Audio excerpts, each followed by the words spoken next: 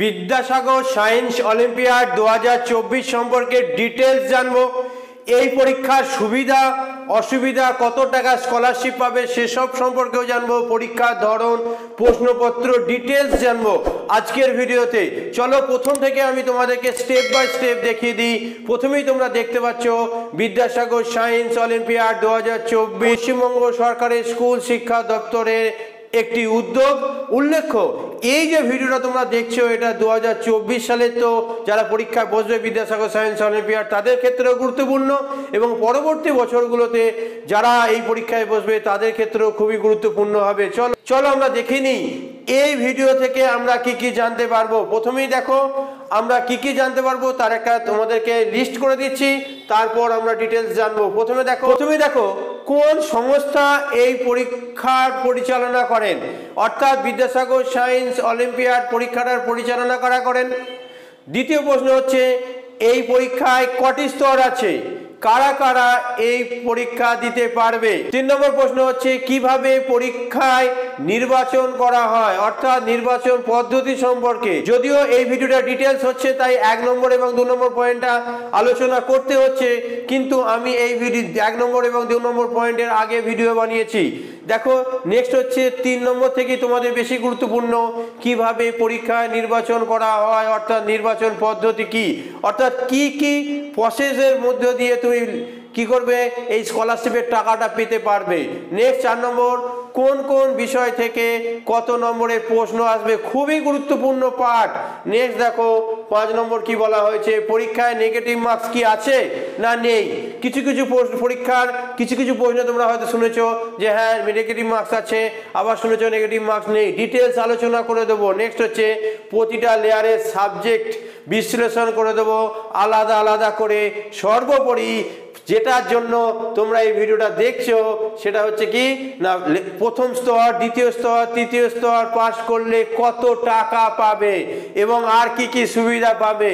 চলো এবার চলে আসি গুরুত্বপূর্ণ আলোচনায়। প্রথম কথা কি বলেছিলাম না, কোন সংস্থা এই পরীক্ষা পরিচালনা করেন, কোন সংস্থা এই পরীক্ষা পরিচালনা করেন হচ্ছে Jagadish Bose national science talent search Kolkata, এখান থেকে এটার পরিচালনা করা হয়। ঠিক আছে, নেক্সট দেখো।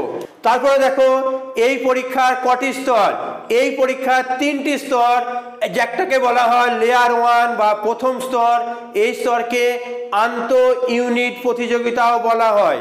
নেক্সট হচ্ছে দ্বিতীয় স্তর বা লেয়ার 2, এই স্তরকে আন্তঃ জেলা প্রতিযোগিতাও বলা হয়। তারপরে হচ্ছে তৃতীয় স্তর বা লেয়ার 3, এই স্তরকে আন্তঃরাজ্য প্রতিযোগিতা বলা হয়। প্রয়োজনে তোমরা স্ক্রিনশট তুলে নাও।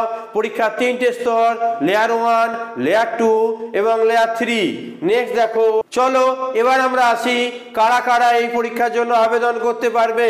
ভিডিওটা শেষ পর্যন্ত দেখো, তো আশা করছি বিদ্যাসাগর সায়েন্স অলিম্পিয়াড সম্পর্কে তোমার আর কিছু প্রশ্ন থাকবে না। দেখো তোমরা দেখতে পাচ্ছ পশ্চিমবঙ্গ মাধ্যমিক শিক্ষা পর্ষদের অধীনস্থ সমস্ত সরকারি স্কুল, সমস্ত স্বীকৃত বেসরকারি সাহায্যপ্রাপ্ত ও স্পন্সর স্কুল এবং সমস্ত মহার্ঘ ভাতা প্রাপ্ত পশ্চিমবঙ্গ মাধ্যমিক শিক্ষা পর্ষদের অধীনস্থ স্কুলের 9ম শ্রেণীতে অধ্যয়নরত প্রথম 5 জন মেধাসম্পন্ন ছাত্রছাত্রী স্কুলের হেডমাস্টার মশাই, অ্যাসিস্ট্যান্ট হেডমাস্টার মশাই কিংবা টিচার্স ইনচার্জ যিনি আছেন তার দ্বারা মনোনীত হতে হবে। অর্থাৎ ক্লাস 9-এ তোমরা যারা পড়ছো তাদের মধ্য থেকে টপ 5কে নেওয়া হবে। কোন টপ 5কে ওই জন্য বলছি, দেখো লিখে দিয়েছি। উল্লেখ্য এই প্রথম 5 জন হবে 8ম শ্রেণীর বার্ষিক পরীক্ষার ফলাফলের ভিত্তিতে, অর্থাৎ ক্লাস 8 থেকে ক্লাস 9-এ ওঠার সময় যারা তোমরা সব থেকে টপ 5 নাম্বার পেয়েছিলে সেই 5 জনকে স্কুলের হেডমাস্টার মশাই কিংবা স্কুলের যিনি হেড আছেন টিআইসি কিংবা এইচএম যিনি আছেন তিনি কি করবেন, একটা সার্টিফাইড করবেন। কিভাবে সার্টিফাইড করবেন, কিভাবে ফর্ম ফিল আপ করবেন সেই সম্পর্কে ভিডিও বানিয়ে রেখেছি, প্লে লিস্টে দেখে নাও। নেক্সট দেখো কি বলা হচ্ছে, কিভাবে পরীক্ষায় নির্বাচন করা হয়, অর্থাৎ নির্বাচন পদ্ধতি সম্পর্কে জানবো আমরা। চলো একটু দেখে নিই। আর দেখো আমি তোমাদেরকে দেখিয়ে দিচ্ছি 3টি স্তরের নির্বাচন হয়। কটি স্তরের না, 3টে স্তরের নির্বাচন সম্পর্কে আজকের ভিডিওতে আলোচনা করে দেবো। এটি একটি ত্রিস্তরীয় পরীক্ষার ব্যবস্থাপনা, অর্থাৎ এখানে এখানে তিনটে স্তর আছে, প্রথম স্তর বা লেয়ার 1, লেয়ার 2 এবং লেয়ার 3, তিনটি স্তর সম্পর্কে নিচে আমি বিস্তারিত আলোচনা করে দিলাম। প্রথমে দেখো প্রথম স্তর, আগেই বলেছি এই স্তরকে কি বলা হয়, এই স্তরকে আন্ত ইউনিট প্রতিযোগিতা বলা হয়। এই স্তরে পরীক্ষায় বসার জন্য যোগ্যতা কি প্রয়োজন, না এটি স্কুলে নবম শ্রেণীতে পাঠরত প্রথম 5 জন ছাত্রছাত্রী এই পরীক্ষা দিতে পারবে। এই 5 জনকে স্কুলের হেডমাস্টার মশাই বা HOI, যিনি হেড অফ দ্য ইনস্টিটিউশন আছেন, তিনি মনোনীত করবেন ওই অষ্টম শ্রেণীর রেজাল্ট অনুসারে। নেক্সট হচ্ছে, তারপরে দেখো এই লেয়ার 1 এর প্রশ্নের ধরন কি, এটাই হচ্ছে তোমাদের কাছে খুবই গুরুত্বপূর্ণ, প্রশ্নের ধরন এবং মূল্যায়ন পদ্ধতি। প্রশ্নের ধরন কি, না 50টা প্রশ্ন থাকবে, সবই MCQ প্যাটার্ন, অর্থাৎ অপশন দেয়া থাকবে, তোমাকে সঠিকটা বার করতে হবে, নির্বাচন করতে হবে, ওএমআর শিট ফিল আপ করতে হবে। কিভাবে ওএমআর শিট ফিল আপ করবে যদি না জানা থাকে, এই ভিডিওর এন্ড স্ক্রিনে আমি ওএমআর শিট ফিল আপ দেখিয়ে দেবো। কিংবা তোমরা বিদ্যাসাগর সায়েন্স অলিম্পিয়াড পরীক্ষা যারা পরীক্ষার্থী, তারা বেশিরভাগই ন্যাশনাল মেন্স কাম মেরিট স্কলারশিপ এক্সামিনেশন পরীক্ষা দিয়ে এসছো, তারা অলরেডি জানো ওএমআর শিট কিভাবে ফিল আপ করতে হয়। চলে আসি আবার সেই জায়গায় যে প্রথম লেয়ার বা প্রথম স্তর বা লেয়ার 1-এ 50টা MCQ প্রশ্ন থাকবে। প্রতিটি প্রশ্নের মান কত থাকবে, 2 নম্বর থাকবে, অর্থাৎ একটা সঠিক হলে তোমায় 2 নম্বর দেওয়া হবে। নেগেটিভ মার্কস আছে, হ্যাঁ নেগেটিভ মার্কস আছে। প্রতিটি ভুল উত্তরের জন্য তোমার কি হবে, 0.5 কাটা হবে, অর্থাৎ একটা প্রশ্নের জন্য তুমি 2 পেয়েছিলে আর একটা ভুল করার জন্য তোমার 0.5 নম্বর কেটে নেওয়া হবে, অর্থাৎ 25% নেগেটিভ মার্কস। মানে কি, মানে হচ্ছে তুমি একটা প্রশ্ন সঠিক করেছো, একটা প্রশ্ন সঠিক করলে কি হবে, 2 নম্বর পেয়েছো, আর 4টে প্রশ্ন ভুল করে নিয়েছো, তাহলে তোমার কাটা যাবে কত, না 2। ঠিক আছে। নেক্সট, কোন কোন বিষয়ে এই লেয়ার 1 পরীক্ষাটা হয়, কোন কোন বিষয় থেকে কত নম্বর হয়, না লেয়ার 1 পরীক্ষার প্রশ্নের বিভাজনটা একটু জেনে নাও। ভৌত বিজ্ঞান থেকে 40 নম্বর প্রশ্ন আসে, ঠিক আছে। জীবন বিজ্ঞান থেকে আসে 30 নম্বর, এবং গণিত বিষয় থেকে আসে কত, গণিত বিষয় থেকে আসে 30 নম্বর। পূর্ণমান 100, তোমরা বুঝতেই পারছো, পূর্ণমান যদি 100 হয়, প্রতিটা প্রশ্ন যদি 2 নম্বরের হয়, তাহলে 50টা প্রশ্ন থাকবে MCQ। ঠিক আছে। তাহলে ভৌত বিজ্ঞান থেকে প্রশ্ন থাকবে কটা, ভৌত বিজ্ঞান থেকে প্রশ্ন থাকবে 20টা, ঠিক আছে, নম্বর 40। জীবন বিজ্ঞান থেকে প্রশ্ন থাকবে কটা, 15টা, নম্বর কত, নম্বর হচ্ছে 30। গণিত থেকে প্রশ্ন কটা থাকবে, গণিত থেকে প্রশ্ন থাকবে 15টা, নম্বর হচ্ছে 30। টোটাল হচ্ছে 100 নম্বরের পরীক্ষা। এখানে একটা কথা তোমরা জানতে চাইবে যে স্যার সময় কত, একদম ঠিক, দেখতে পাচ্ছ নিশ্চয়ই সময় বিগত বছরের প্রশ্নের ভিডিওতে বলবো, তাই চ্যানেলটাকে তোমরা সাবস্ক্রাইব করে রাখো। এবার দেখো মডেল কোশ্চেন আমি আপলোড করব, বিগত বছরের প্রশ্নগুলো আমার কাছে আমি তোমাদের জন্য আপলোড করে দেবো, তোমরা দেখে নেবে, সেখানেই সময় সম্পর্কে আলোচনা করব। নেক্সট দেখো, উল্লেখ্য বিগত বছরের প্রশ্ন নিয়ে আমি তোমাদের সামনে আসবো। এছাড়াও দেখো এই ভিডিওর এন্ড স্ক্রিনে বিগত বছরের বেশ কিছু প্রশ্ন উত্তর আছে, এবং পরীক্ষার সময় কত দেয়া হবে সেটা আমি তোমাদের ওই প্রশ্নের ভিডিওতে বলে দেবো, সেটা আমি আগেই বললাম। প্রথম স্তরের বা এই স্তরকে আন্তঃ ইউনিট প্রতিযোগিতা বলা হয়, সেই প্রথম স্তরের প্রস্তুতির ভিডিও অবশ্যই এই চ্যানেল থেকে তোমরা পেয়ে যাবে। নেক্সট হচ্ছে দ্বিতীয় স্তর।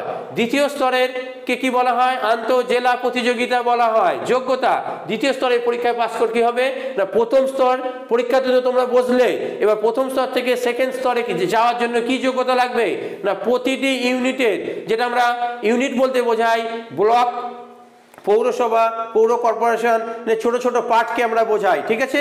তো যাই হোক, প্রতিটা ইউনিটের মধ্যে যদি তুমি পাস করে যাও, অর্থাৎ লেয়ার 1 যদি পাস করো, কিভাবে, না প্রতিটা ইউনিটের শীর্ষ মানে টপ 10% পরীক্ষার্থী, যদি তুমি 10% পরীক্ষার্থী হও, এবং তার সঙ্গে আরেকটা শর্ত আছে, সেটা হচ্ছে যদি তোমরা প্রথম স্তরের পরীক্ষায় কমপক্ষে মোট নম্বরের ভিত্তিতে 30% নম্বর পাও, অর্থাৎ একটা ইউনিটের মধ্যে কি হচ্ছে, একটা ইউনিটের মধ্যে তুমি কি করলে, তুমি একটা ইউনিটের টপ 10-এর মধ্যে চলে এলে, এবং তোমার মার্কস হচ্ছে 100-র মধ্যে 30%-এর ওপর, অর্থাৎ 30-এর ওপর, তাহলে তুমি দ্বিতীয় স্তরের পরীক্ষার জন্য যোগ্য হবে।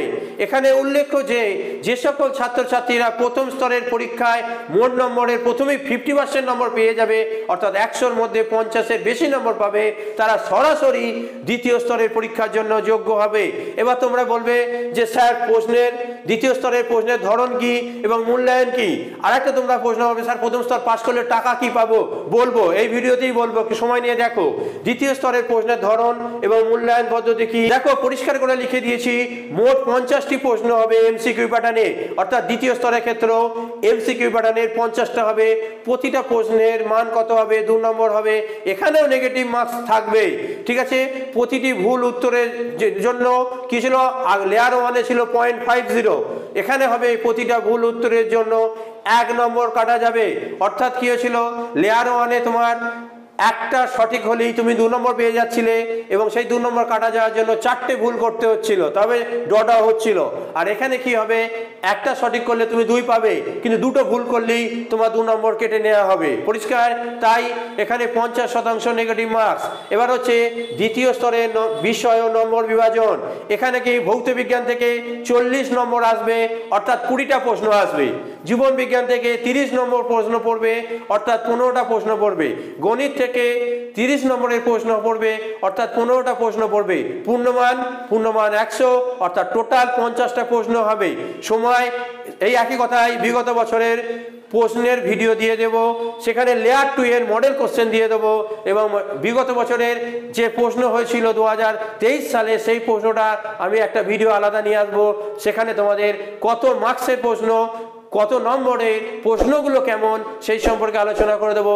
ইচ্ছা গেলে চ্যানেলটা সাবস্ক্রাইব করে রাখো, বন্ধুদেরকে যারা বিদ্যাসাগর সায়েন্স অলিম্পিয়াড পরীক্ষায় বসছে তাদেরকে শেয়ার করে দাও। চলো নেক্সট হচ্ছে তৃতীয় স্তর। এই স্তরকে আমরা কি বলবো, দ্বিতীয় স্তর পাস করে গেলে তৃতীয় স্তর, এই স্তরকে আমরা বলবো আন্তঃরাজ্য প্রতিযোগিতা। আচ্ছা তোমরা আবারও বলবে, স্যার দ্বিতীয় স্তর পাস করলে কত টাকা পাবো, অবশ্যই বলে দেবো, ওয়েট করো, এই ভিডিওতেই বলে দেবো। এবার চলে এলাম তৃতীয় স্তর। তৃতীয় স্তরকে আমরা বলি আন্তঃরাজ্য প্রতিযোগিতা। তৃতীয় স্তরের যোগ্যতা কি না, তৃতীয় স্তরে আসতে গেলে তোমার সেকেন্ড লেয়ার পাস করতে হবে। কি করে না, প্রতিটা জেলার যারা সেকেন্ড লেয়ার পরীক্ষায় বসেছিলে সেই জেলার শীর্ষ টপ 20% পরীক্ষা থেকে কি করা হবে, এই তৃতীয় স্তরের জন্য যোগ্য বলে বিবেচনা করা হবে। যদিও একটা শর্ত আছে, যদি তারা দ্বিতীয় স্তরের পরীক্ষায় কমপক্ষে মোট নম্বরের ভিত্তিতে 40% নম্বর পায়। মোট নম্বর কত, 100, 40% মানে 40 পায়।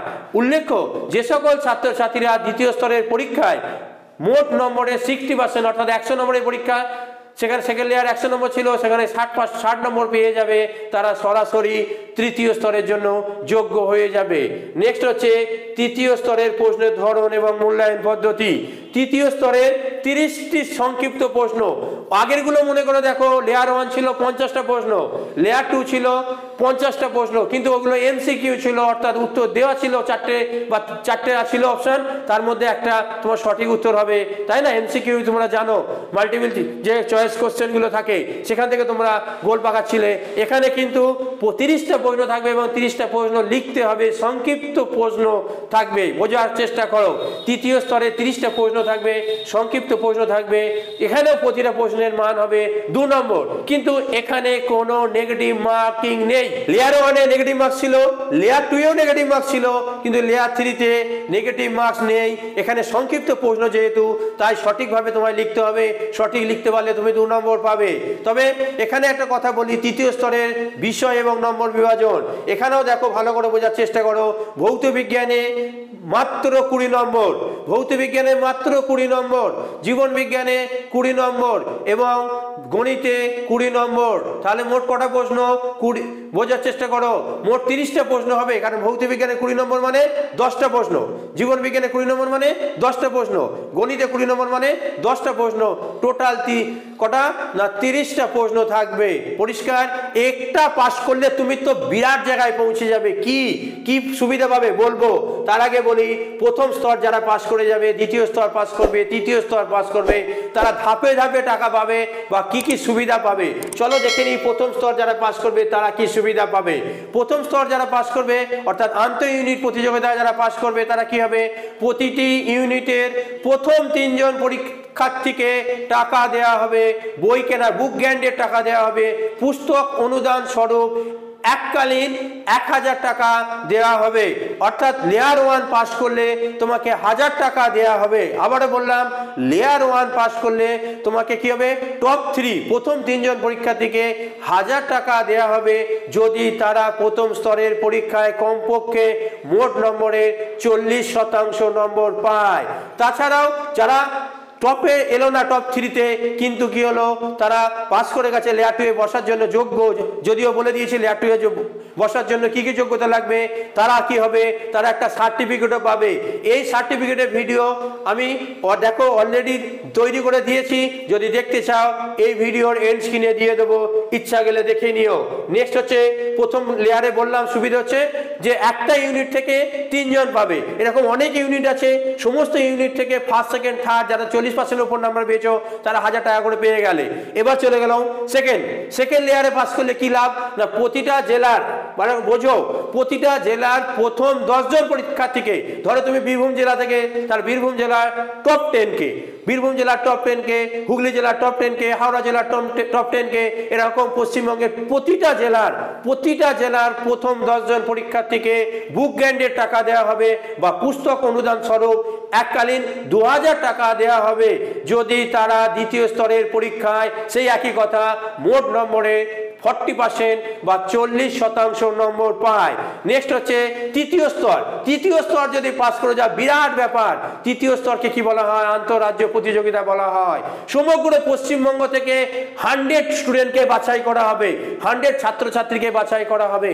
অর্থাৎ সমগ্র পশ্চিমবঙ্গের ছাত্রছাত্রীদের মধ্য থেকে প্রথম 100 জনকে, এই যে 3টে লেয়ার 1, তারপর লেয়ার 2, তারপর লেয়ার 3, এই লেয়ার 3 যারা পাস করবে টপ 100 কে মেধার জন্য যারা পাবে, টপ 100 মেধা সম্পন্ন ছাত্রছাত্রীকে 2 বছরের জন্য, আবারও বললাম 2 বছরের জন্য প্রতি মাসে 1000 টাকা বৃত্তি দেওয়া হবে। অর্থাৎ 2 বছর কত, 2 বছর মানে 24 মাস, 24 মাসে কি হবে, 24 মাসে 24,000 টাকা দেওয়া হবে। এছাড়াও বার্ষিক বুক গ্র্যান্ডের টাকা দেওয়া হবে 2500 টাকা। ঠিক আছে, আবারও বললাম তৃতীয় স্তরের জন্য যারা তৃতীয় স্তরে পরীক্ষায় বসবে তাদের মধ্য থেকে টপ 100 কে কি করে বাছাই করা হবে।